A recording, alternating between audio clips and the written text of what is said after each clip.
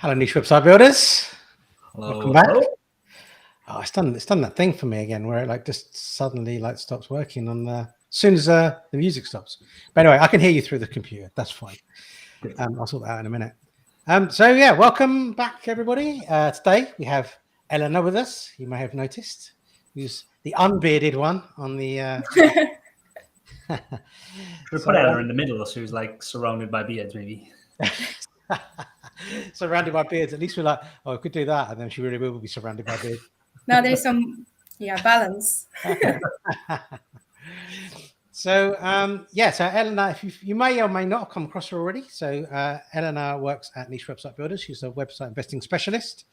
If you have been paying particular attention to our age domains on the website, then you would have seen her doing some of her thoughts about the domains and what you can do with them. So she's been doing such a good job. We thought that we would also bring her onto the show to do the age domain teardowns as well. So welcome, Eleanor, to your. Thank you. It's really not your first time on, right? You've been a guest on before, but it's your first. I was actually, the co-host, I guess. Yeah. Cool. How's everything going then with you, Adam? Good. Yeah, not too bad. Interesting thing happened last night. I say interesting, it was more of a funny thing, embarrassing thing now I think of it. We went to the park after we finished yesterday. We just got there and the park was empty and there was a bench with just like I can't believe you're sharing this. I was embarrassed for you yesterday. It's like a bag of crisps and some chocolate on there. Like there's no one in the park. I was like, whose are these? Like, what's going on? Who left these here? So I was starving as well because we hadn't had dinner and I was like, I'm so hungry. So I just started like eating them. And then before I knew it, they were all gone. And then before I knew it, they were kids coming out of the trees, like shouting. I was like, oh my God, they're theirs. They're sweets. We got to get out of here. And then we ran away. Dude, who eats stuff they find in a park? Like, who eats Not stuff normally. they find out on the street? It was Cadbury's chocolate buttons, which were like, oh, they were lush. So yeah, I don't know. Did the kids chase after you? Like, what happened? Like, did you get away? Nah, I don't even think they noticed because they were coming out of the trees. They weren't shouting at us. They were just like playing. I was like, oh, we've got to go now. Park was like, why have we got to go? Like, we've got to go now. We've just got to leave the park right now. Awesome. So yeah, that's my week so far. How about you, Eleanor? How's it going? Yeah, it's been a good week. It's been busy. Me and Adam are still working on this secret project. So that's quite interesting to be doing. Is it the secret one that's secret, or is it the secret one that's not really secret? Because Adam did it a few times. It's that one. It's that one. It's the not secret one. It's the not secret project. So yeah, but yeah, it's been a busy week. It's been good. Not really much except just just doing some work and working on the secret project. Awesome. Do you want to share what the secret project is that's not secret? Just I guess we're keeping people wondering now. So. But it was that project that we are basically collecting a big data of loads of sites in different niches.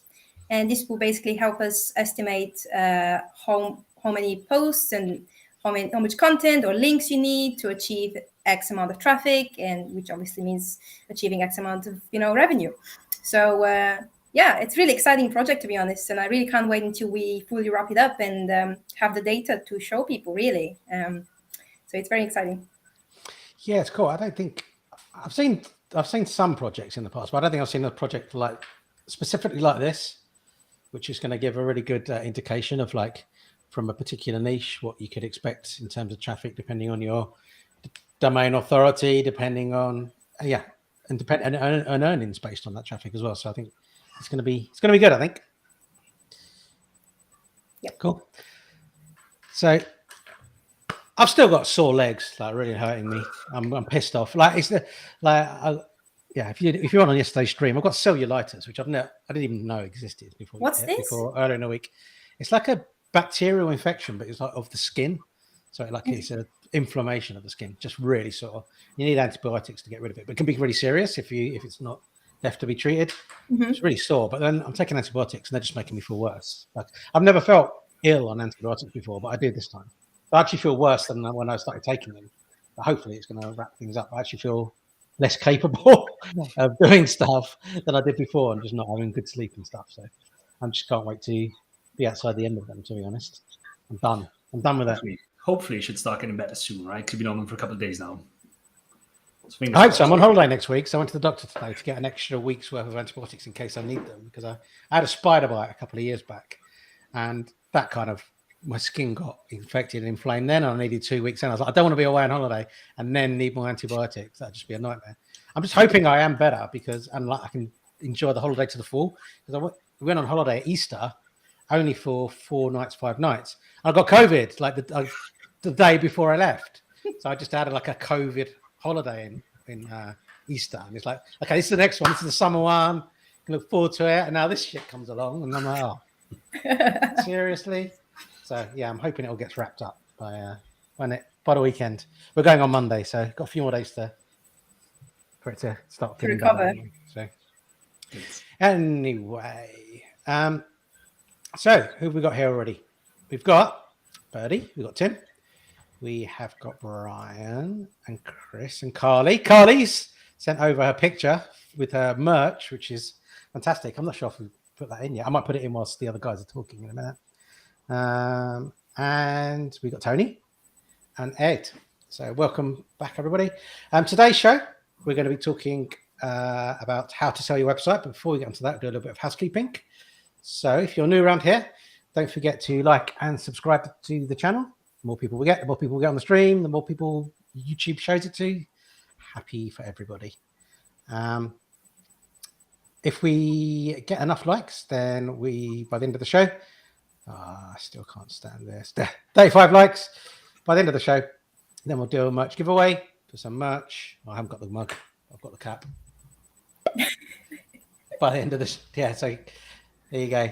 So yeah, hit the like button, get to 35 likes. We'll do a draw at the end of the show. What else should I talk about? Building Empires. If you didn't see the event in June, we had an event in June, first ever Building Empires event. We had lots of great speakers talking about how to grow profitable websites and make money online. You can go and check out the replays at building.empires.live, but also we have already announced the second event, which is in January, February, which is going to be bigger and better. So also, you can also register for that at building.empires.live. And as always, there's a link in the description for the latest niche website builders deal. So go and head down there if you are thinking about picking up one of our services, and you can get a deal on it. Right. So as I say, we're going to talk about how to sell your website, which Adam's going to start talking about, and we're also going to have Eleanor doing the Age Domain teardown. So we'll start with the how to sell your website presentation, and I'll let Adam take over from here. Cool. Can you remove that caption mark? Yeah, I can. I was trying to find the other one. There it is. Awesome. So first things first, happy anniversary to Tony. I know it's, I can't remember how many years you've been together, Tony. I did see you on Facebook. So enjoy your night at the Celtic Manor. I know they do nice food there and the rooms are nice. I'm sure you'll have a lovely time. Okay, so I've made a presentation which I'm gonna present on not how to sell your website, but just like a broad overview of selling your website, kind of from start to finish, really. And it'll go through lots of different kind of aspects of selling your website. So first thing to know when you're selling your website is, and the first thing anybody asks is, I've got a website, how much is my website worth, or how much should I be looking to sell my website for? And there's a formula for it. It's a fairly simple formula, and it goes last X month's profit times a multiple equals your website valuation. So it's broken down into 2 parts, really. It's the average profit over a certain period of time, and then a multiple which is applied to that. So the last X months profit is an average profit over a given period of time. And typically, sites are valued on 6 to 12 months period of that time. So you've got a 6-month average or a 12-month average. I mean, very rarely will people buy on a smaller average. Very rarely will people buy on a 3-month average. And Usually, if a website is growing, very rarely will a seller be willing to sell on more than a 12-month average either, because if a site is growing, the shorter the time period, the higher the average then. So 6 to 12 months is typically average for that time period. And then we've got a multiple, and this is used to determine how many times the average a site should be valued at. And I'm going to show some interesting data in the next couple of slides, but at the moment, and this number changes, the range varies from 35x to 45x. Some brokers like Empire Flippers are going up as high as 50, 55, even as high as 60x. But what we don't know from those is they're valuing them at those kinds of multiples, and they're listing them, but we don't know what they're actually selling for. We don't know what their final sale price is once they've been negotiated down. But I think typically values range from 35 to 45x at the moment. One thing to mention, I put it there on the left, typically the multiple is dependent on the quality of the website. So you might ask yourself, am I at the 35x or am I at the 45x? And that can vary from, what kind of niche it is. Is it in a very high value niche? Is it in the VPN niche? Is it in the subscription space, software subscription space, for example, where you're reviewing software that provides reoccurring income for the lifetime? Or is the site in the pet space or using just display ads, for example? Or it could be to do with the backlink profile. Does the website that you're selling have a backlink profile that is really hard to replicate and come by? Does it have links from New York Times or Forbes and things like that, which are very hard to acquire, therefore giving you a better backlink profile than most average sites? Does it come with digital products? Does it come with other additional assets? Does it come with a Facebook group or a YouTube channel? All these things factor into how high or low your multiple will be. There's no kind of guide on this, by the way. There's no tick box which says, if you've got a Facebook group, then you add one. And if you've got a YouTube channel, then you add another one. If you've got digital products, then you add another one. You kind of put it up for what you feel like, but then probably be prepared to negotiate down from there, really. So example here is a site making $5,000 per month on average over the last 12 months would typically be valued at between $175,000 and $225,000. So you can see the range is actually quite massive, 175 to 225. So when you are building your websites, it's always good to think about what additional things can you add in? How can you make your site better than the average? So when you come to sell it, you can command those higher multiples. While we're on the topic of multiples, I pulled out some data, and this is only up until 2020 because it uses the state of the I can't remember what it's called. State of the Nation? Is it no state of the something by Empire Flippers. It's the report they put out at the end of every year, which says the state or data from the business. State of the industry. State of the industry. That's it. Yeah. So on the right-hand side there, you can see that we've got types of sites: Amazon Associates, display ads, and affiliate. And you can see the average multiple that was listed on Empire Flippers in 2017 versus 2020. So Amazon Associates have gone up from 26x to 40x, display advertising from 23 to 34, and affiliate from 23 to 36. And we know that that's probably higher now based on the last couple of years data that they have there, which they haven't released yet. And then the other thing I thought was interesting was, again, just the volume of sales, how that's increased. And this is just through Empire Flippers, not through any of the marketplace or private deals or anything. Amazon Associates sites have almost tripled from 3 million to 8.6 million. Display advertising has gone up incredibly, magnitude of tens of times, 180,000 to 3.3 million. And affiliate 1.3 to almost 2 million. But what this shows is website valuations are increasing, which is a fact. And website investing, at least people that are buying and selling on Empire Flippers, is becoming more and more popular. And in just 4 years, from 2017 to 2020, website multiples have increased on average 53%. And I wanted to pull out some data which shows, even if you did nothing to your website, even if you just bought in 2017 and maintained the revenue, what that would look like. And I'm aware this has nothing to do with selling, by the way. I just put these next two slides in because I thought there was interesting data on multiples while we're on the topic. So stock market, I went onto a website and I looked at the Dow Jones Industrial Average, the US stock market from 2017 to 2020. and the average return through those dates, if you just invested $10,000, was 23% ROI. So you just put your money into the stock market over the same period of time, and you make 23% return during those 4 years. And if you were to do buy-to-let property, I pulled out some data. So according to the Global Property Guide, the average gross rental yield is 3.6 in the US. So assuming that you get a mortgage and you put a down payment of 25%, your return, if you put the same money into a buy-to-let property, would be 28%.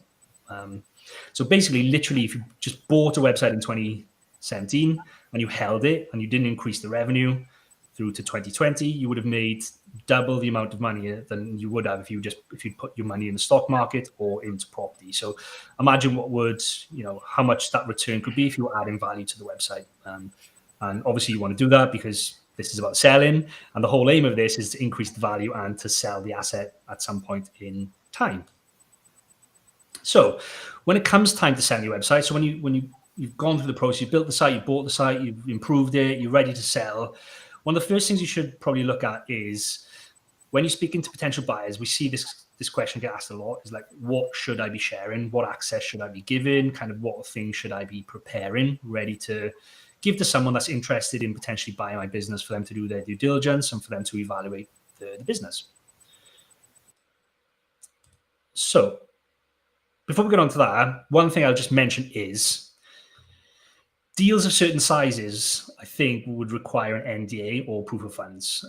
I've never personally used an NDA, like a non-disclosure agreement, but I've used proof of funds. I've asked for proof of funds in the past. And these, as a seller, protect you. If you are doing something that's outside of the norm, or you're doing something that you think is really hard to replicate, you would probably want to get someone to sign an NDA before you give that information away to potential buyers, because just because they do their due diligence, there's no guarantee that they are going to then carry through. They could literally look at your data, look at your website, look at any plans or data you share with them, and then take that and start their own website, or they may have a competing website that you don't know about and apply it there. So you should always think, do I need an NDA for this? Should I be getting an NDA for this? And also, should I be asking for proof of funds if it's above a certain value?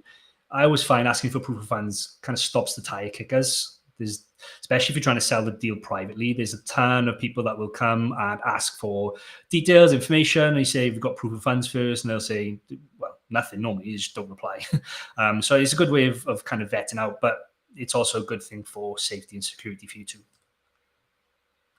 So when it comes to sharing Google Analytics, I took some screenshots of how you should do it correctly to give the buyer the right access. So step one is to go into your Google Analytics account, and in the bottom left, click on the admin tab. And then step two is to click view access management. Now, it's important here that you only do this in the view tab. When you click on admin, there'll be 3 sections. This view section is on the farthest right. And this just gives them access to view that one website, the only view that's in there. If you give them access to the property or anything like that, they can view other websites that you might have in your analytics account, depending on how you set it up. So it's really important that you only give them access in this view section right here. And then when you do give them access, so you click on add in the top right, you give them viewer access. This just means that they get read-only access. They can't go in and they can't take control of the account. They can't remove users or add other users. They can't change any events in there if you've set up tracking or anything like that. All they can do is view the data, and they can't make any nasty changes. So that's the way to give access to Google Analytics. Similar in Search Console. Some buyers will want access to Search Console. They'll want to make sure there's no penalties or anything like that. I think that's really rare these days, but it just kind of backs up the data in analytics. So lots of buyers will these days ask for Search Console access. So again, go to the bottom left, click on settings, and then go to users and permissions. And similar to the other, when we add into as analytics, you want to, I think this is the wrong screenshot. I don't know why this is in here. I didn't put the Search Console screenshot in here, but it's pretty much exactly the same. You give them, I think it's called limited access or restricted access. That's the same as viewer access in Search Console. So there's no issues giving people. I always see people asking in Facebook groups and questions about, is there any problem me giving someone Google Analytics access or Search Console access?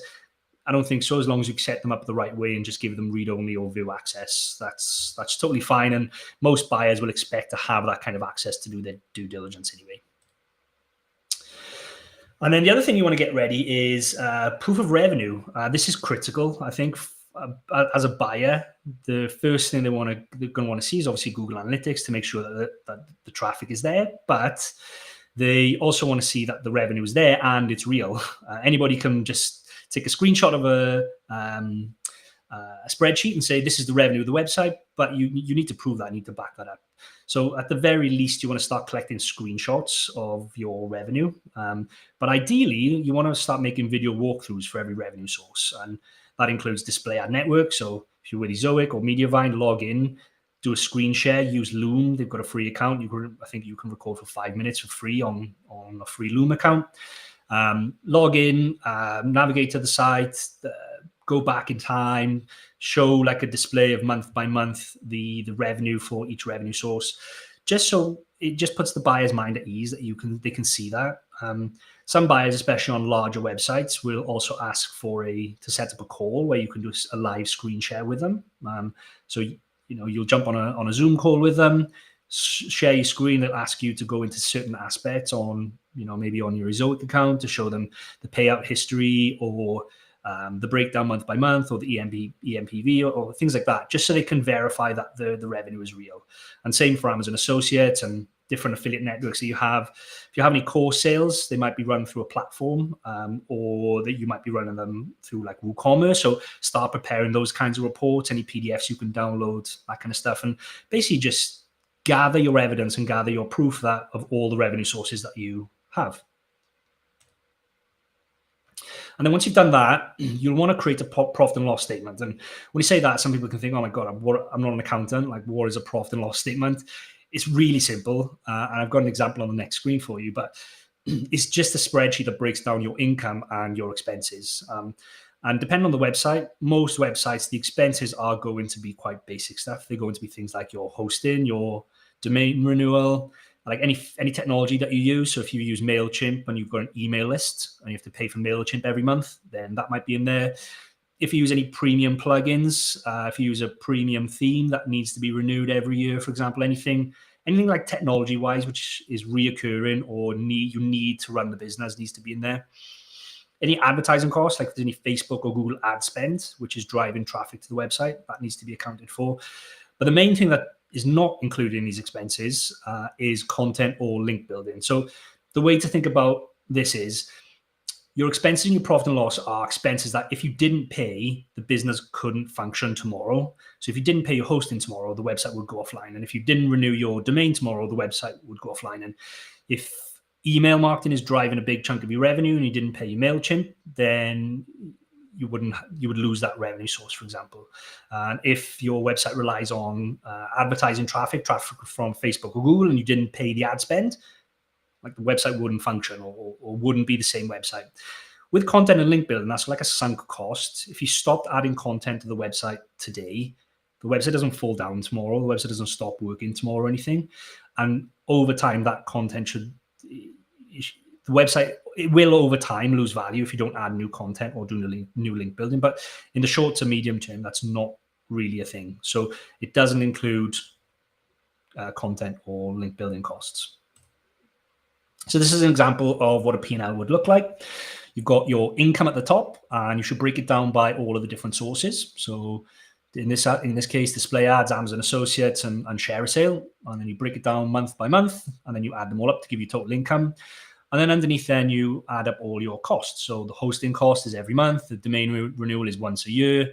The ConvertKit is every month. And then you add up your total costs, and that gives you total profit for the month.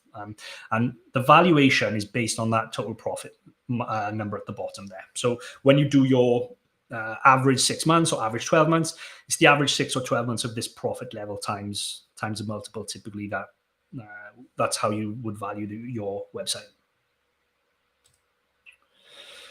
So now you've got all that stuff together, you've started collecting all your stuff, you know how to give access and what you should be given access to. Like where should you look to start selling your website? And there's two main places. One is to find a private buyer, and the other is to use a marketplace or a brokerage. So marketplace and brokerage, things like Empire Flippers or Investors Club or FE International, those kinds of places where you list your website for sale, and a private buyer, obviously you don't do that, you find them yourself, and you handle the transaction yourself. But there's pros and cons for each of them. So private buyer, private deals can be awesome. I've sold many websites privately, but they typically come with risks. Risks, pros and cons. But there's a lot of risks, especially if you are new to selling a website. If you find a private buyer, it's quite risky, to be fair. There's a lot of things you need to be aware of, but there are some pros. For me, the biggest pro of selling your website privately is there's no broker fee, which can be huge. Like, broker fees they're anything from 10 to 20%. And on large website sales, that can represent a massive chunk of revenue. If you're selling your website for 200,000 and the broker is taking 10%, then you're going to give them 20 grand. It's a lot of money to lose. So my first point of call whenever I'm going to sell a website is, can I sell it privately first? Can I avoid that brokerage fee? Can I avoid paying that 20 grand, for example? The other things I like about selling privately is speed. With a broker, it typically takes time to sell. It'll take time to get the website listed. It'll take time to go back and forth with the buyer, because usually they're involved in the middle. They ask the broker questions, the broker asks you, and there's this time delay. When you're selling privately and you're dealing direct with the buyers, you can sell a site really quickly. I've sold websites in the past within 24 hours if they can do their due diligence quick enough. And you're dealing directly with the buyer. And I think that brings me on to my next point, is you do deal directly with the buyer. And some buyers are not just looking for one-off assets or one-off websites. They are maybe building a portfolio, or they are doing this as a living, and you get to form relationships with them. I've sold websites to the same person multiple times. One person has bought several of my websites in the past, and that's only because I've formed a relationship with them, and I know them, and they know the sites I've sold them in the past, and we've kind of got this working relationship now, where if I feel like I've got a site for sale that would fit into their portfolio, I can reach out to them first and foremost, and I don't have to try and find a buyer. I can skip the broker fee and go that way. But like I said, it is risky, and there are definite cons when you are trying to sell a website privately. So when you are doing this, you have to negotiate the sales price yourself. Typically, a broker would do that for you. You have to manage the financial transaction, and the larger the sale, the more complicated this could be. Most websites sell just for a straight fee, but on bigger sites, you can do seller financing, or they can do payout terms where they'll pay for the website over a period of time, and that can get really complicated and messy, and you need contracts and be able to enforce those kinds of payments in the future. And if you are selling privately, then you have to manage all that yourself. All that risk is on you. And also you have to manage the transfer of the domain and assets. You have to figure out who is going to transfer the website files. Is the buyer capable of setting up hosting on their own and moving things over? What happens if they don't know how to accept my domain name transfer, for example? All these things you've got to consider and take into account if you're selling privately. The other point, or the other con, is it's really hard to find genuine buyers, especially above a certain price. For the lower end kind of sales, it's not so hard. It's not so difficult. And I think it's kind of like $50,000 or less. I've sold websites within Facebook groups for that, and there seems to be a good appetite within groups for that. Anything above that, there definitely are buyers in there, but they're really hard to find. It's like you have to speak to 30 tire kickers to find one genuine person that might be interested in the website above certain levels. I personally found, which brings me on to my next point. Is it's really time intensive. You have to answer lots of questions. You're going to end up giving access to Google Analytics and Search Console to lots of people who you've no way of verifying apart from asking if they got proof of funds. You don't know if they are there to just look at your site or anything like that. And it's a real time drain. But I've got a tip at the end of the presentation on how to overcome that if you wanted to go down this route.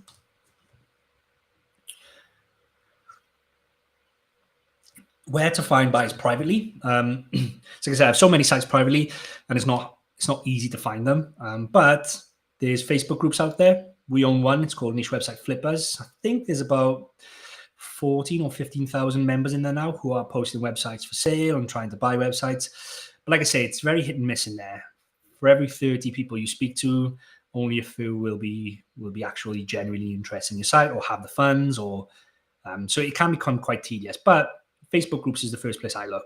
I always try and create a detailed post on everything about the website, the earnings, breaking it down by month, kind of anything that I want that I think would go into like a website listing. I put in the post and put on the Facebook groups. Networking, become friends with other site owners. So join different groups, try and get involved. And like I say, once you've got a network of people, especially people who you know are buying and selling websites or operators websites, you can reach out to them then and see if they're interested in buying a site directly off you if you are selling a site.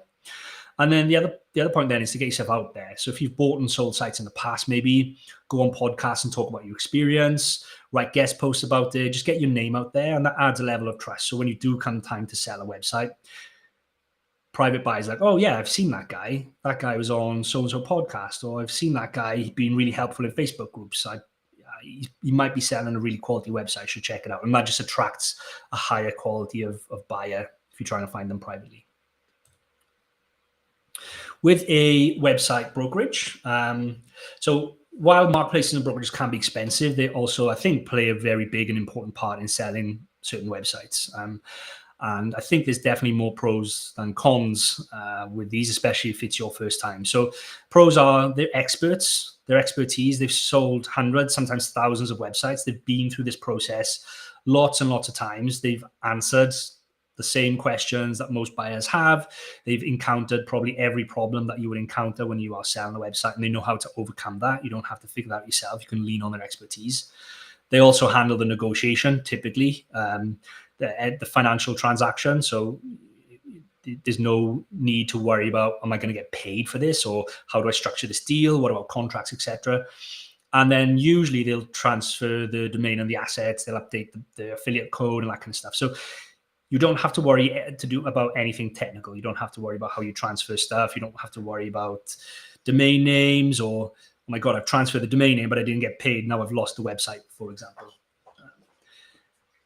They also have a list of qualified buyers, which is really, it's the opposite of like the Facebook group, for example. The Facebook group, there's people in there that are interested, but they're not qualified. Most brokers will qualify their buyers. For example, Empire Flippers makes them pay a deposit on the website before they can see any details. And that just makes them qualified. If they're going to pay a chunk of money just to see the full details of the website, then in my eyes, they're qualified. They're motivated to actually buy the website. They're not just there to look and kick the tires. Same for places like Investors Club. You have to pay a fee to join Investors Club, and it just keeps out people that are not super serious about buying websites. And then the last one, then, this is the opposite of selling privately. Aside from getting the site listed, there's not much of a time drain. They will typically take the time up front to understand your business, to understand the website, and then they will answer the questions from potential buyers. If they're not sure of something, they'll come back to you, but the mundane questions which you get asked, then they will answer them from buyers. The only two biggest cons really for using a website brokerage is the fee, kind of like we mentioned. This ranges from like 10 to 20%, and on large deals, it can be huge. But they do take care of a lot of those things. They take away a lot of the headache. So you can justify that the fees are justified. They're fair at certain levels, I think. My only other downside and kind of con with website brokerage as well is time. I recently tried to list a website with Investors Club, and they said it would take 5 weeks to verify the documents and get the site live. Like 5 weeks. That's over a month just to get the site live, and then from there, then you've got to negotiate and that kind of stuff. So probably looking at like 2 months minimum before you sell the website, which I think is quite a long time, considering you can sell a site privately within a day, really, on the shortest time period. So they're my only two gripes, I think, with website brokerages. But especially on large deals, you need them. You need them for their blacklist of buyers. You need them for their contacts. You need them to handle kind of like the larger aspects of finances and transactions and assets and stuff. So these are, I think they have their uses. They're useful. So This is assuming now, obviously, that you're not going through a brokerage, because they will handle the financial and transfer of assets. But if you did sell a site privately, if you had a smaller site maybe that you sold privately, these are the things that you would need to do after you've agreed the sale price and you've sold the website to someone. So you need to initiate escrow, you need to transfer the assets, and you would then typically agree to an inspection period. So escrow, for pretty much any deal you do, I highly recommend that you always use an escrow service. And if you don't know what an escrow service is, it's basically this third-party middleman that is separate from you and the buyer. And the buyer sends the money to escrow. Escrow holds the money safe. You as a seller transfer the website and domain over to the buyer. They verify everything, and then escrow releases the money back to you minus a small fee for doing that. And it just keeps both you and the buyer safe, because if the buyer doesn't pay, then that's fine. Nothing happens. You haven't sent anything without the buyer and the funds being secured. If on the other side the website isn't what the buyer was expecting, the revenue doesn't match or something's wrong with the site, they've also got a level of safety there to go back and fall back on. We always recommend you to use Escrow.com. It's probably one of the main ones out there. And they take a fee. I pulled out the fees. It's really small. On anything less than $30,000, it's 1%. On anything more, it's 0.98%. So the fees are relatively small in comparison to the security you get.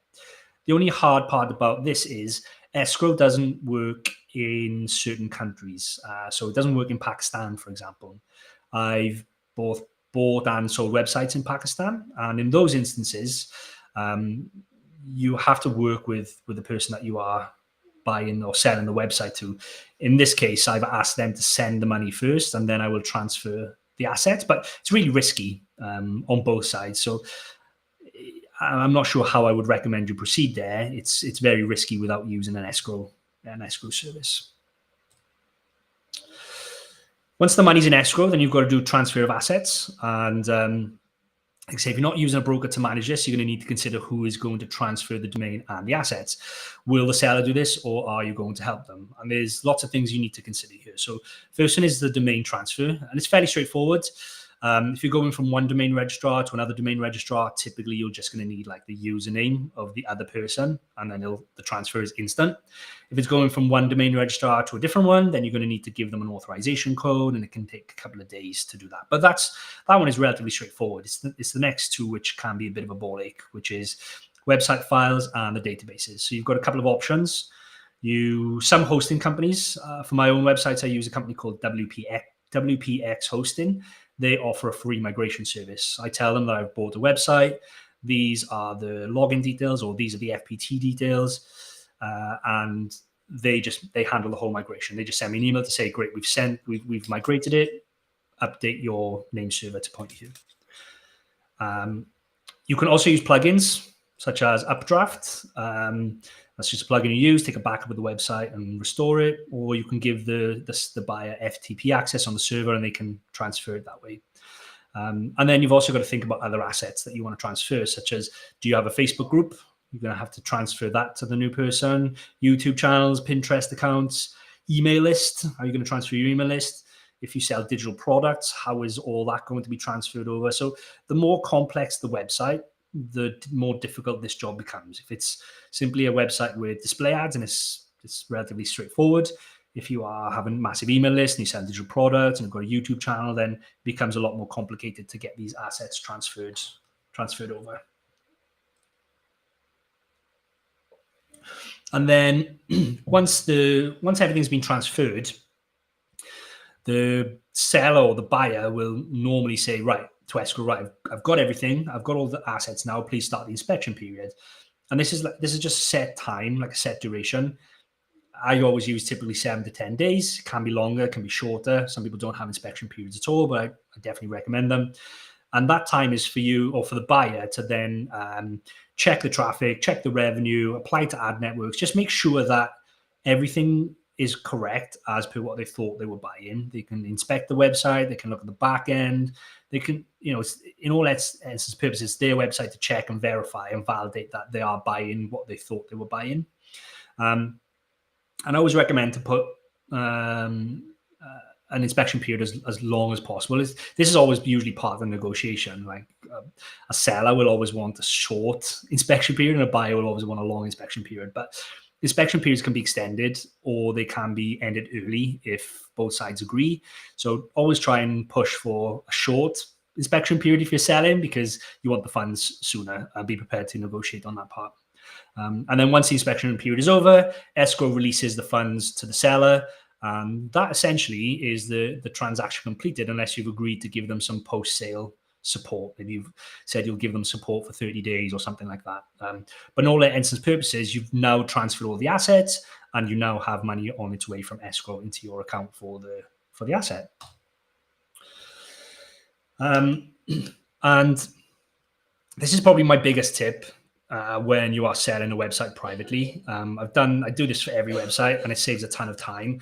One of the cons of selling privately I mentioned earlier was such a time drain. It's really time intensive to be answering questions, the same questions over and over. So I'll create a document that highlights key areas. And so I always create a Google document that covers key areas. It's easy to share with potential buyers and avoids you having to answer lots of questions. So I pulled out a real life example of lots of the parts that I would include in this document. It's a Google document. You can just share the link with them. So the URL and the asking price, and then some high level financial details, showing the monthly average over the last 12, 9, 6, and 3. And I like this because it just highlights if the site is on an upward trajectory, just shows that this is where it is. It's clearly going upwards. So, my asking 35 times the 6-month average is probably justified because it's increasing on a 9, 6, and 3-month average. I list out the monthly revenue breakdown. This just means when I give them screenshots, sometimes it's hard, especially like if it's Amazon Associates, for example. It's hard sometimes to see what the monthly breakdown is, or if it's got display ads and Amazon Associates, it's hard for someone from screenshots to add them both together and come up with the monthly. So this just gives it to them nice and easy. Total revenue broken down by month. And I always put a quick wins in there. So this is what if I was keeping the website, this is what I would do as my quick wins, the first things that I would do to increase the revenue. So in this case, it was enable Amazon.com. It was a UK site. 10% of the traffic is from the US. And I included a screenshot from Google Analytics showing that 10% of the traffic is from the US. Update the site design as it was a little cluttered. Add more content. I just said 10,000 words have been added every month since May, and the content is ranking well. And then add display adverts. And I even went as far as estimating what I think the revenue would be based on a £10 RPM. And I did that going back as far, just to show that if they did do this, if they did do just one quick win, this is how much they could increase revenue by. I also included a little bit about no dependencies on a few pages. So instantly they know that there's no one page that's driving 50% of the traffic, for example. And in this case, this was really all of the key things, but anything that you think is really important or highlights why this is a good website. So if this had a Facebook group, then I also include has a Facebook group. This is a screenshot of the numbers from Facebook. This is the graph of how it's been growing. Same for, if you're at a YouTube channel or something like that. Anything that highlights this is a real good asset and this is a real good business, I would include in this document. It just gets people excited. If someone asks for information about the website, you send them this document, they read through it, they think, oh yeah, revenue's on its way up. And I can also implement these 5 quick wins, which I may not have thought of. Oh, and it comes with these different assets and they're growing. It just adds and gets them excited. And they think, yeah, I want this now. And that makes selling the site a lot easier rather than trying to someone coming to you and saying, oh, what would you do? Or having the knowledge to go in and have a look at Google Analytics or look up the Facebook account, but they don't have access to the back end to look at the graph going up straight away. It just gets them more interested and potentially ready to have that conversation about buying the website. And that's it that I've got here. The last slide is a bold prediction that I wanted to include. And this makes the case for selling a website now versus keeping it. Like how long do you keep a website? My prediction is website valuations are going to keep increasing. And by valuations, I mean that monthly, the multiple that goes up. I think, like I say, we've gone from 20, 25, 30x a couple of years ago to 35, 45x now. And just based on the average return for stocks and property that we looked at in that first graph, they could literally double and still be comparative. Now, I know investing in websites is probably more risky than investing in property in the stock market. So that's not to say they're ever going to reach the same kind of valuation there, but they could do. Oh, it could be very close. So it could double. It could go up another 50% or whatever. But I think there's increasing demand for digital assets, especially the type of websites that we build, that we work in, the area we work in. And I could do a whole presentation on how I think there's public companies coming out or venture capital coming in and trying to buy up these kinds of websites and fold them into their portfolio and stuff. But I just think that valuations will keep going up over time. And that's it. That is my presentation on things you should know and be aware of when you are looking to sell your website. Awesome. There's no direct questions there. Oh, hang on. Hang on. There's one from Chris, actually. Let's pick this up. How much of a toxic link profile makes you say no? I tend to get scared off easily, especially with domains that have been through the ringer. Yeah, it's a good question, Chris. It depends what you mean by toxic link profile. Do you mean you've just gone to Majestic and got a spam score out and the spam score is high? Or do you mean you've actually gone through and manually checked the backlink profile and you can see that it's got bad links? And I'd also hesitate to say, how are you classifying toxic links? Are you including the typical scraper / spammy type websites as a toxic link? If you are, then I wouldn't worry about them. If a website's got links from, I don't know, anything to do with the adult space or gambling or casino or things like that, or obvious PBNs, you can see quite obviously are PBNs or things like that, then I would consider that to be toxic and I would want to know more. In those cases, I would want to know when those links were built and also the history of the actual website you're buying. Has it been around for 10 years? Have those links been on there for a long time? If they have, it's probably totally okay, but it just depends. I guess the answer is, unhelpfully, it depends. Really, yeah. To be honest. Yeah, for sure. Yeah. Yeah. I mean, we don't have the service for buying websites, but if you're buying an H domain, we do have a service where we can do an audit of that domain for you. It's available on the Niche Website Builders website. Not yet for websites, but for H domains, we can kind of check out the backlink profile for you. Right, should we move on to the H domain teardowns with Eleanor? Yep. Eleanor, don't rush. We've got plenty of time. We're purposely doing an hour earlier because we've got more to fit in because we're not doing the Tuesday show. So there's no rush at all to get through it. Take your time. Okay. So yeah, which one would you like to do first? Shall we do Bliss House Foods first, please? Okay. So yeah, as you can see, it's a vegan site. And based on the competitor, based on the industry put in there, it's a 5 years old H domain and it's a DR17. As you can see, it has 55 referring domains and some quite high quality backlinks in that mix as well. So I'm going to share my screen now. And okay, so I'm not going to go into the, can you see my screen? I'm not going to go into the backlinks because, actually I might. Because there are, as I said, there's only 55, but there are some really good ones. So I will show you.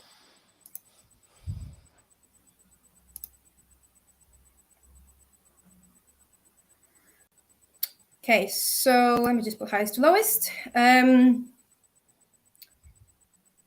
So the first ones immediately that stood out to me are wellandgood.com. So DR84, that's quite high authority. Tastemate, DR76, and a couple of more links down the line as well. But as I said, out of 54, we have 47 do follow. And considering the low amount of referring domains, we have some quality backlinks in here. The site was veganism and wellness. So that is why I like this link, because it is a niche relevant high authority backlink. Now I'm going to jump to the anchor text profile. The first thing that stood out to me immediately is look at how small and clean and tidy it is. So I feel that the referring domains highest to lowest. And typically, if you're looking at a natural looking anchor text profile, you'll typically see that the top anchor text are branded, or they have or their URL, kind of naked URL anchor text. And as you can see, it's just very small, very clean, absolutely nothing spammy going on. I don't often see such small anchor text profiles, to be honest. But if you're wondering, like, what's this then? Well, this is the name of the person that used to own blisshousefoods.com. So in my opinion, this is good for EAT, which is expertise, authority, and trust. So what happens is, once we come to putting the site together, we'll typically recreate a persona, at least with the first name of the person that used to own that blog, because we wouldn't really want to call the person Brian afterwards and kind of confuse everything. We might want to keep that, might as well keep that. Obviously, we won't take the whole personality and put the picture of that person. That wouldn't be right. But we'll have like a person does not exist or something like that, and call them this name, because we can preserve all this, and I think it's worth preserving. So yeah, in terms of the anchor text profile, I think it's great. Very small, very tidy. In terms of the cleanup process, typically most H domains would require a cleanup process. So this domain is DR17. So if we want to retain that DR and authority, some of the backlinks may be pointed towards internal pages. So, but what we're seeing here, I filtered highest to lowest. We're seeing that the majority are pointed towards the homepage, which is great. There is literally almost no recreation and redirection will be required in this specific case. However, as you can see, some internal pages are, recipes and stuff that, we could potentially, recreate anyway, because, the site's about recipes and we'll be writing about recipes anyway. But really, that will be optional, as a majority are on the homepage anyway. Okay, so this is what the site was about. Again, just as the anchor text profile, very clean, very tidy, very easy to navigate. I'm going to zoom a little bit because I want to show you something. So this is about. So this was the lady that I showed you earlier. She used to run this blog, and she was into veganism, healthy eating, etc. But she also did other things outside of the digital. She went outside into the physical world, and she offered cooking classes. She had food activism talks, vegan Nigerian pop-up dinners, and host Black Feast, a monthly vegan pop-up dinner celebrating Black artists, etc. So she really went out there and did other stuff, which I think could have, easily contributed to some of the exposure that she got and some of the quality backlinks that she got. This is just like a kind of guessing, but it could be the reason why she got some exposure. So yeah, the main event of the whole site was basically the recipes.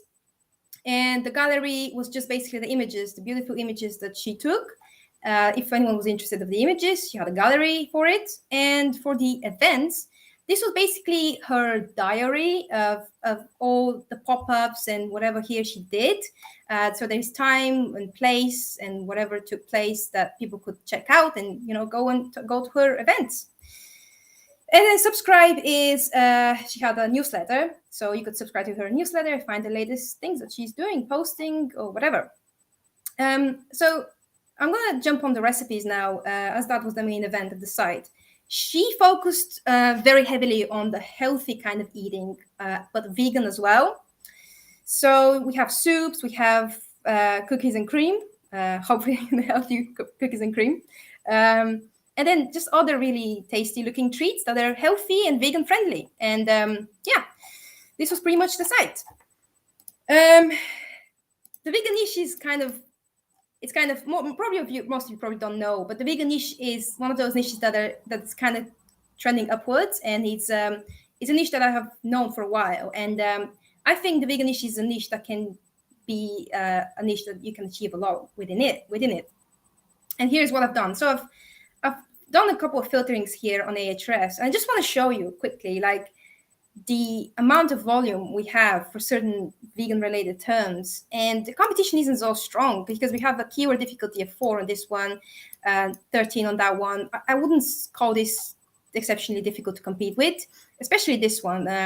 This is a KD of 6 and it has quite a lot of volume. And Sour Patch Kids are, I think, some sort of sweets. So there is a lot here that can be achieved and a lot that we could tackle and, get some huge volume and hopefully a lot of traffic. For vegan collagen, this is where we can monetize, because I understand it kind of falls into the kind of supplements, but, collagen is a supplement that non-vegans and vegans take. And if you're a vegan and you're wondering, well, how am I going to have my collagen? Because a lot of people take collagen supplements. Well, you're going to ask this question, and this is a good way of us potentially monetizing with these types of questions. And then this is industrial vegan, is a type of vegan, which I don't agree. I don't think it's actually a vegan, but it's a type of vegan where a vegan only eats kind of meat, but only like really sustainable, made from your next door farmer, etc. But it has a huge amount of volume as well, and it's only KD of 2. Then we have another area that I was going to show you is the restaurant types of areas we could tackle. Like every single place or state in the USA or even other countries, especially if you're traveling as a vegan and you want to go out for dinner, you'll be asking yourself, well, where are the vegan restaurants? And this comes a really interesting thing we could be doing is, for example, we could put 10 best restaurants in Denver. Why not? And as you can see, they have a huge amount of volume, and the competition, isn't as strong. So there's definitely what I wanted to show you, what can be achieved within the vegan space and how big kind of the volume is.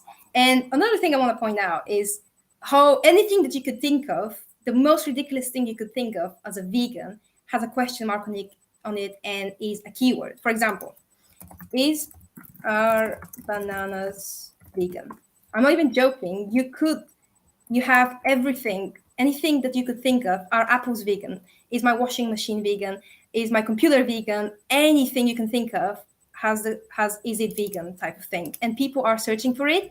And there is so many thousands and thousands of keywords with these types of questions that vegans are asking. And even the big guys aren't yet capable to cover all these topics because there are millions. And because this is a niche that's growing, more and more and more will appear as well.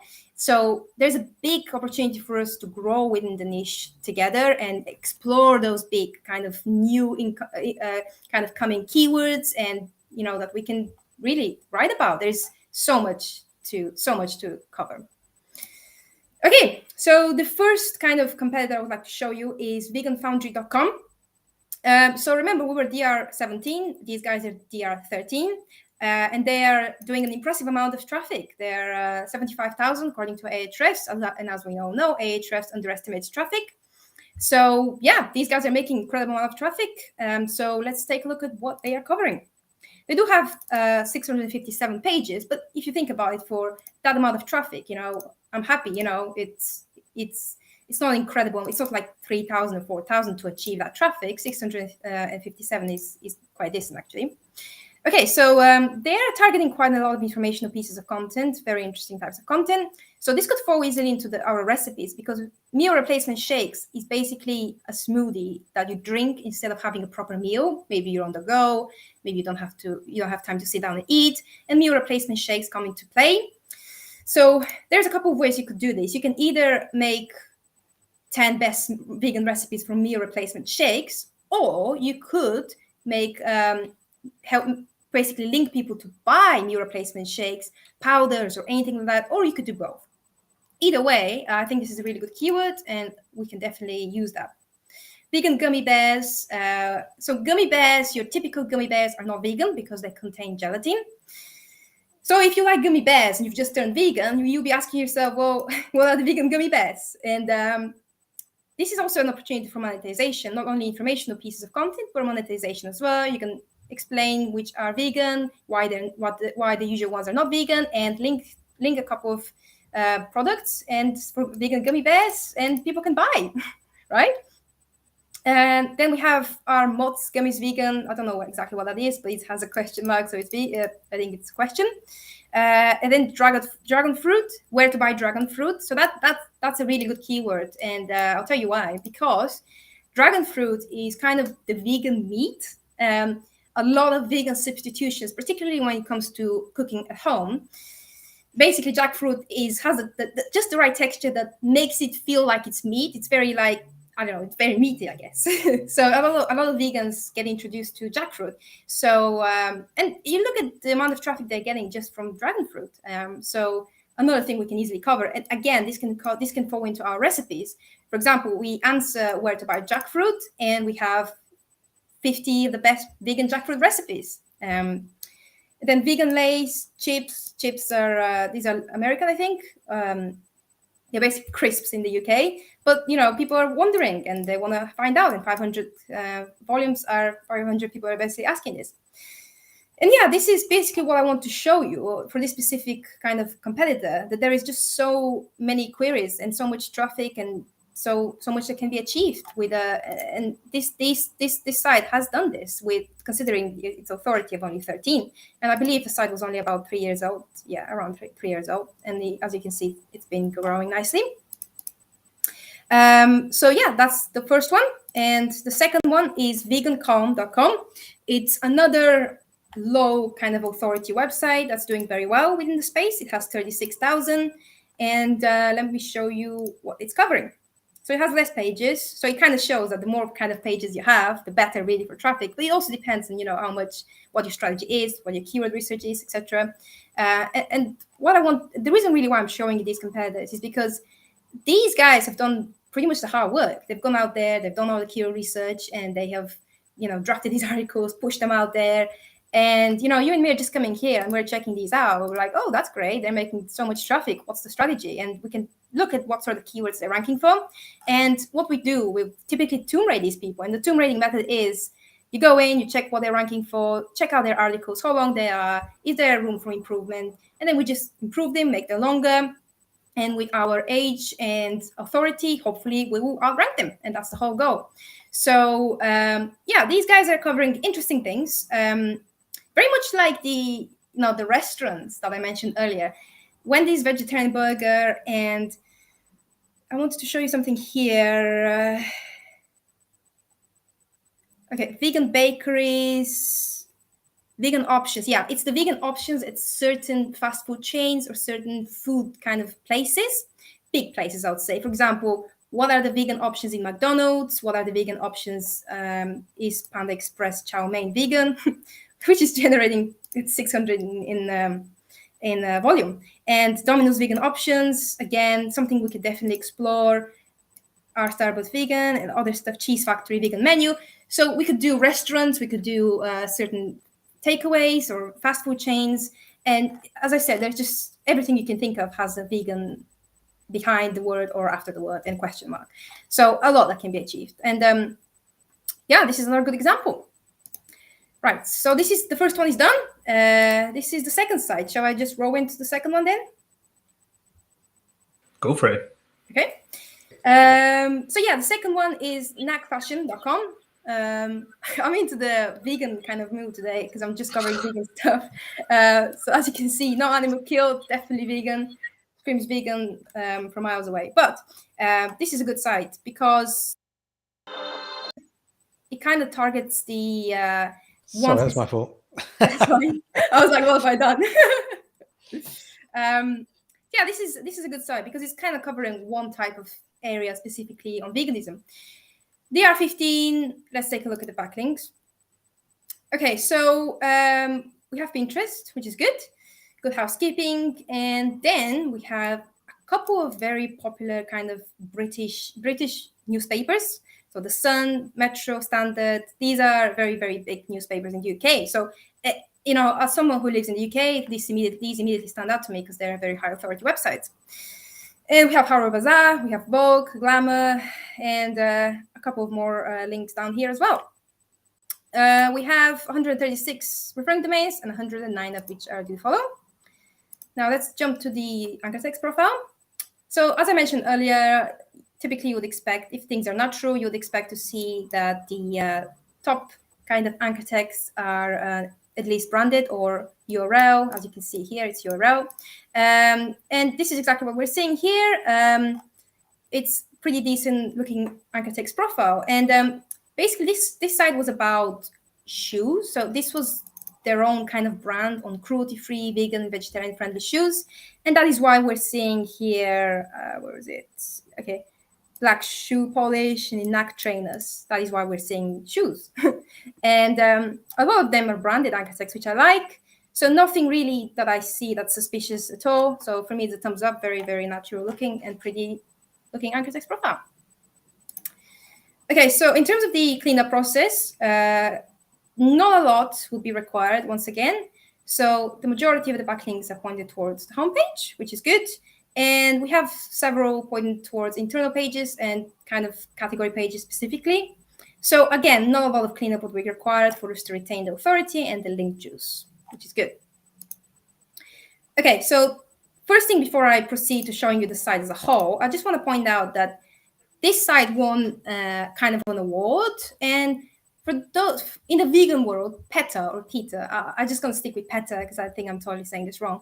So PETA is like one of the biggest kind of vegan websites that has the authority to rank specific products, whether they're cruelty-free, vegan, etc. So many kind of vegans refer to PETA for specific things. So if they've won a kind of an award for PETA or whatever, that means they've gained exposure. And maybe this could explain why they got some, backlinks from British newspapers, etc., or those high quality backlinks. Maybe that was the reason. Just guessing. It really doesn't matter. But just want to point out that these guys are kind of award winners. Okay, so this was a site. Very proudly, no animal killed. As I said, they're about shoes. And if you scroll down, you'll see pretty expensive shoes.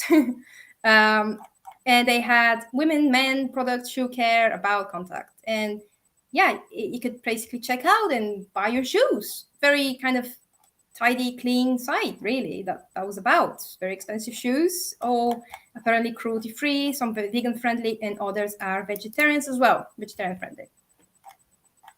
Now, where we could potentially take this site is there is a lot still that needs kind of, I mean, the vegan fashion itself is still growing. And as I said earlier with the last kind of site, more keywords will appear, more demand will appear, because veganism in general is like an upward trend. It's constantly growing. It's not just a fad kind of thing. It really is growing. And there's a lot that can be achieved. But the first place, obviously, I would like to begin is informational pieces of content on vegan fashion. For examples, are Nike shoes vegan? Is leather vegan, etc.?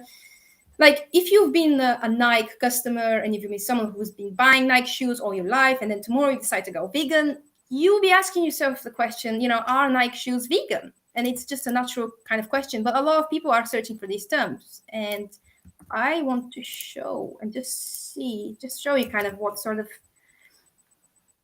Okay, so not an incredible amount for this specific one, but these are low competition keywords that we can target, and people are asking questions. And to begin with, because we're starting from zero, really, we have to build up the site. We'll be targeting low competition keywords anyway, and low kind of competition competitors as well that I showed you for the last site. So so these kind of related queries regarding to fashion that some people might be asking. And then we could expand to vegan products. So we wouldn't just do clothing, even though this site was about, like, I don't know, it's related to clothing. It's like shoes and, clothing in general. But we could definitely expand. We shouldn't just stick to clothing. It's too niche. Why couldn't we just expand? So we are going to expand, and that's part of the plan. So vegan products, sustainable clothing products. You will understand kind of why I am sort of showing you sustainability stuff here, because I've got a couple of competitors that I'm going to show you that they're hugely into sustainability. And if you're a vegan in general, you're into sustainability, eco-friendliness, and probably about 90% of all vegans are, sustainability kind of minded people. They want to save the planet, they want to save the animals, and there is room in the sustainability world, and there's traffic to be made, and people are searching for these related queries, and I will show you later. But yeah, ethical clothing products, minimalistic clothing, vintage. Vintage is interesting because you might be thinking, well, really, is vintage actually that big enough to be a niche in itself or to be contributed within this site? It is. Vintage is absolutely very, very big market. And there's huge market for this at the moment as well. And I think vintage in secondhand clothing is growing as well. Because if you think about it, it kind of falls into sustainability, because secondhand clothing, you're someone who wants to go out there and get some old clothes and instead of buying constantly new clothes, I suppose. And green clothing, products, and beauty. Okay, so the first, I will show you first kind of what sort of we could do with, especially with vegan leather, because vegan leather is kind of really popular. I don't know why in the vegan world, everyone is obsessed with vegan boots, vegan leather, etc. So here is kind of what we have in mind. And we have not an exceptionally strong kind of volume, but remember, this niche is still growing. And with time, I believe this volume will increase as well. So here's what we got. I've filtered a couple of things and put on questions. And we have how to clean vegan leather. So let's say we're managed to sell someone a vegan leather jacket, and we have a section that says how to clean a vegan leather jacket, because people will be asking this. And as we're seeing here, they are. How to make vegan leather, why not? How to clean vegan leather Tesla leather seats. Not sure whether this is a bit too far off topic. How to wash vegan leather, again, we could easily do that. How to stretch vegan leather, again, we could do that. How to clean vegan leather shoes, again, we could do that. And yeah, I think there is a lot of things that we could do, especially with the leather. Okay, so the first competitor I would like to show you is the sustainablelivingguide.com. And this is where all of this is going to kind of make sense. DR19, 39,000 according to Ahrefs. And let's take a look at what they're covering. First and foremost, as you can see, they haven't got many pages. They only got like 156. So that's good. And let's take a look at what they're doing. So they fall heavily into sustainability because we're looking at recycled clothing brands, fashion brands, fast fashion brands to avoid. Now, if you think of places like Primark or other fast fashion, cheap, people buy, and they wear it once and they go back and buy. And that's what, fast fashion is. And it's bad for the environment. So we're seeing here that 1,200 people are looking for this fast fashion brands to avoid because they want to help the planet. They want to stop this constant wastage and all that sort of thing. What else have we got? Okay, so because we're going to be covering about clothing and fashion and all sorts of things, natural fiber clothing, we could definitely cover these related terms as well. Vegan women's slippers, again, this could something definitely is going to fall into what we're going to do. Okay, this might be a bit too far off, but why not? We could do that as well. Okay, and then minimalistic clothes brands is where we go into the minimalistic here. So, yeah, there was that. Zero waste, laundry detergent. I mean, again, if you're into sustainability, you'll be asking yourself these questions. So, yeah, I thought this site was a really good example because, as I said, vegans fall into sustainability and eco-friendliness. So I think this is an interesting site. Okay, so the second site I'd like to show you is a site that is performing really, really well, and obviously is a bit of much higher authority than us. But I just want to show you that the vintage space really is a space that can make quite a bit of traffic. And we're not talking a site here that has like DR7, DR80 that's really, really hard to get and that is absolutely dominating the space. We're talking about a site kind of in the middle. It has a decent amount of DR. I'm not saying it doesn't, but it's generating a pretty good amount of traffic. So let's take a look. Okay, so first and foremost, I'd just like to point out the volume of all these kind of keywords. So the vintage space is massive. We have 27 here, 67. Just look at them. These are a lot of volumes, and these people are generating quite a lot of traffic, which tells me they are making money, whether it's through display adverts or they are selling these things. They are making money, and there's definitely a lot of kind of can be achieved within the vintage kind of niche as well. So let's see what else they have. Vintage clothing stores. We could do, again, listing types of content. For example, 10 best vintage clothing stores in Denver, 10 best New York vintage clothing stores. Definitely something to consider here. And just look at this. It's crazy. So much volume. So yeah, I just wanted to show you quickly what can be achieved and what really is a real thing. These guys are doing this traffic for vintage relating queries. So very impressive. Okay, and the final example I'd like to show you is the sustainablejunko.com. This site is really high authority, but I still want to kind of show you what can be achieved within kind of sustainability, eco-friendly types of things. And as we can see, eco-friendly fact I'm totally pronouncing this wrong. Zero waste laundry detergent, eco-friendly phone cases. This is just really, we're falling really into the green kind of sustainability type of thing. And just this in itself, this is really just in itself is a big niche in itself. And if we can combine, we can make this site a super site that does all sorts of sustainability, all sorts of different fashions, from being minimalistic to being eco-friendly, and all sorts. We could make this site really a very, very kind of authority of all the sustainability, vegan fashion, cruelty-free fashion, you know, all that sort of thing. Okay, we have bamboo socks, shampoo, sustainable, non-binary clothes, eco-friendly wallets. Again, this is just an example of what can be achieved. And I just want to point out quickly that this site only has like 415 pages as well, and it's generating that much traffic. So yeah, this site is a lot that can be achieved. And you know, when I was looking for competitors, I couldn't really find many, which is, in a way, it's good, because as I said, vegan fashion is still, vegan niche in itself is still fairly new, but it's growing, and I think there is still room to get in it and grow with it. And this is me. Awesome. That was really good. I'm on mute. Can tell you're passionate about veganism, to be honest, Eleanor. I know, yeah, I've known the niche for a while, so. Yeah, definitely. Good job. Yeah, so those sites, we always forget to say this, those sites are both available on the Niche Website Builders website, if you're interested in picking up.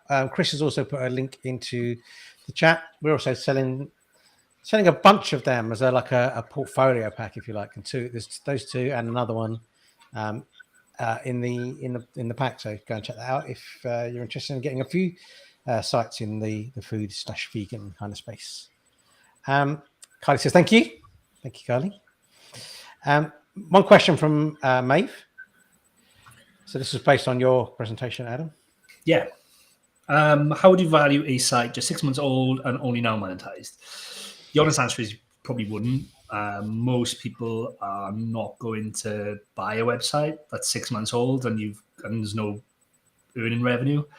Even if it was 6 months old and it had earning revenue, like, one, why would you sell it? Because it's probably not earning a lot of money and it's on an upward trajectory, I imagine. And two, like, most sellers are just not going to buy a site that's only 6 months old. So you'd have a hard time, I think, selling a site like that, Maeve. Yeah. I think, what value you're getting out of that as well. Like, someone else has set it up in a way that you probably wouldn't have set it up. You know, you're only saving 6 months worth of time just setting it up yourself in the first place. So yeah, if you really were sold on it or had to, I think the best you can do is say, whatever, you put a value on how much the content is worth and the site builder is worth, and say you'll pay that for it and no more, basically. Yeah.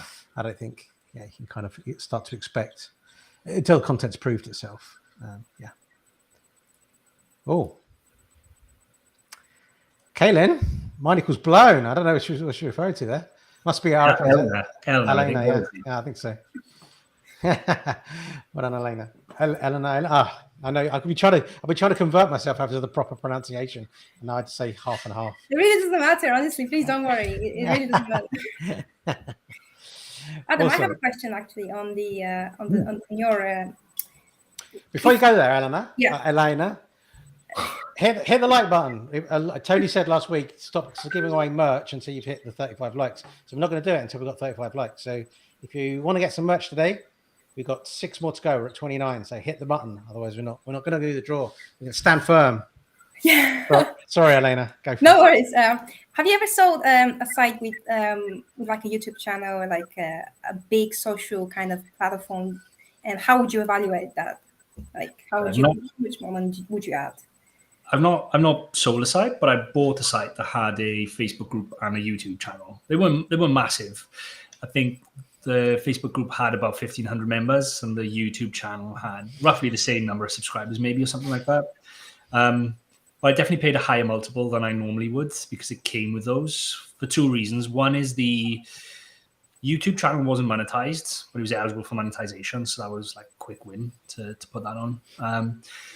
And then the Facebook group was really low maintenance in this one. It wasn't something that the guy was maintaining. It was like the people in the space are really passionate, and they were self-moderating the group. Essentially, it was one moderator, but it's just a group basically where people are sharing photos of and things like that. So it's really low touch point, but I know it's valuable if you ever wanted to do something with it. I haven't done anything with it, and I haven't added new videos to YouTube either. So those two channels have just been sitting there, but I still place the higher value on them. And when I come to sell it, I still place a higher value on selling the site with those assets as well. And that would be reflected in the multiple that I would want for the site, essentially, on the multiple that I paid. Interesting. Cool. It's hard to value them, and I think it depends on the amount of traffic, the amount of people in the group, how active the group is, or how the channel is if the YouTube's monetized already, like what revenue is it bringing in, how active, and are you converting those people in a Facebook group or whatever to people that are coming to your site and you're getting either ad revenue, or are they converting to, buying products or whatever? So I think you have to take it on a case-by-case basis for the most part. It depends, of course. That answer every time. Depends. All right. Excellent. So, we're 32. We're 32. Oh. Man. Oh, thank you. Come on. Three more. You Live. got lots of fans now. Oh, thanks, guys. Thank you. How many wants to work out? You've sites on Mediavine in 6 months. That's impressive. If you've sites on Mediavine within 6 months. Okay, yeah. So, Wow. yeah. So within a few months, you'll be able to. Wow. Yeah, but I would say if you got your site onto Mediavine in 6 months, it's probably on a very big upward trajectory. And you probably, I know you might be theoretically, maybe just start thinking theoretically, how much is my site worth?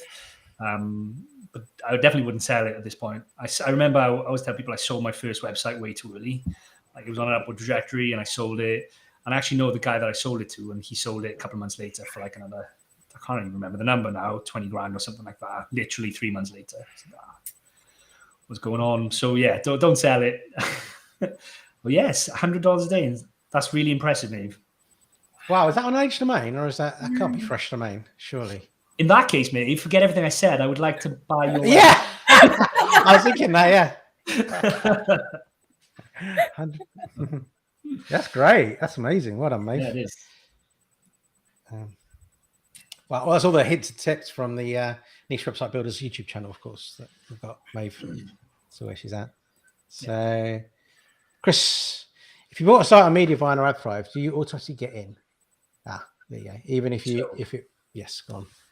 I'm not sure with AdThrive. I know with Mediavine, it's not automatic. You have to reapply, but they kind of bring you in.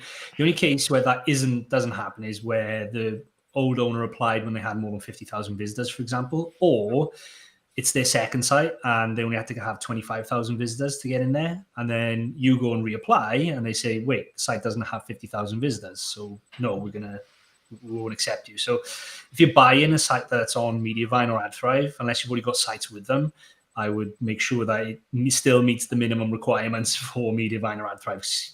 You're going to have to reapply. Yeah. Cool. And get on it. Yeah, Maeve's got stuff sitting in draft.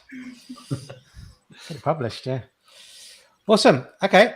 All right. Thanks again, Eleanor, for doing this. That was really good. Thanks for having thanks, It's going to become Adam. a part of the show now, isn't it? Every Thursday, Eleanor's going to come. There is, Eleanor's going to come on and do our age domain teardowns for us. Yeah, so do you want to talk about next week's show? So we've got a guest, haven't we? Because I'm on holiday next week. So We have Mike from Below Average Blogger is coming on. We've been working with Mike on an age domain project. So if you want to find out how that's going, it's going, spoiler, it's going quite well. Go over to Below Average Blogger. I think he's got 2 videos out and he's just about to put out the 3rd video on an update on that. But Mike is going to come on and we're going to talk about keyword research, because I spoke to him recently and asked him how he does his keyword research, and he said he takes a little bit from everyone and turns it into his own ways of doing it. So I'm interested to find out what he does a little bit of tomb raiding, a little bit of this, a little bit of that, and he's got his own way for coming up with keywords. So we're going to talk about keyword research, ask him about his projects, see what kind of cool stuff he's working on, and obviously we're going to do our age domain teardowns as well. Yeah, cool. Yeah, and that's so true, Maeve. Like, yeah, like you always get ideas from the teardowns. I think even if it's not the same niche, kind of sparks little thoughts in your mind. So yeah, I agree. Okay, so we're not doing the draw at 32 still, but I'm just going to show what you could have won because we've got to show the picture of Carly now. It's at least that she sent it, right? See what you're missing, everyone. You too could look as cool. Yeah, you could look as cool as Tony, Tiff, Ian, and Carly, who's now sent over a photo. So lots of different color t-shirts, slightly different designs, mugs and caps. But we have to wait till next time because we're at 32 likes, I'm afraid. So next time, more likes, and we'll be doing the giveaway. But until then, until next week, have a great weekend. Thank you, everyone. Thanks, Adam. Thanks, Elena. And we'll catch up next week.